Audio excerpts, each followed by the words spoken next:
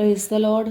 സങ്കീർത്തനങ്ങൾ 62-ാം അധ്യായം അതിൻ്റെ 1 മുതൽ 12 വരെയുള്ളതായ വേദവാക്യങ്ങൾ. എൻ്റെ ഉള്ളം ദൈവത്തെ നോക്കി മൗനമായിരിക്കുന്നു. എൻ്റെ രക്ഷ അവങ്കിൽ നിന്ന് വരുന്നു. അവൻ തന്നെ എൻ്റെ പാറയും എൻ്റെ രക്ഷയുമാകുന്നു. എൻ്റെ ഗോപുരം അവൻ തന്നെ. ഞാൻ ഏറെ കുലുങ്ങുകയില്ല. നിങ്ങളെല്ലാവരും ചാഞ്ഞ മതിലും ആടുന്ന വേലിയും പോലെ ഒരു മനുഷ്യനെ കൊല്ലേണ്ടതിന് എത്രത്തോളം അവനെ ആക്രമിക്കും. അവൻ്റെ പദവിയിൽ നിന്ന് അവനെ തള്ളിയിടുവാനത്രേ അവർ നിരൂപിക്കുന്നത്. അവർ ഭോഷ്കിൽ ഇഷ്ടപ്പെടുന്നു, വായ് കൊണ്ടവർ അനുഗ്രഹിക്കുന്നു, എങ്കിലും ഉള്ളം കൊണ്ട് അവർ ശപിക്കുന്നു.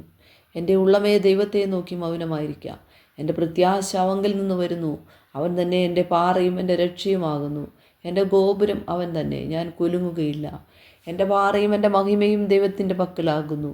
എൻ്റെ ഉറപ്പുള്ള പാറയും എൻ്റെ സങ്കേതവും ദൈവത്തിങ്കലാകുന്നു. ജനമേ, എല്ലാ കാലത്തും അവനിൽ ആശ്രയിപ്പീൻ. നിങ്ങളുടെ ഹൃദയം അവൻ്റെ മുമ്പിൽ പകരുവീൻ. ദൈവം നമുക്ക് സങ്കേതമാകുന്നു. സാമാന്യ ജനം ഒരു ശ്വാസവും ശ്രേഷ്ഠജനം ഭോഷ്കും അത്രേ.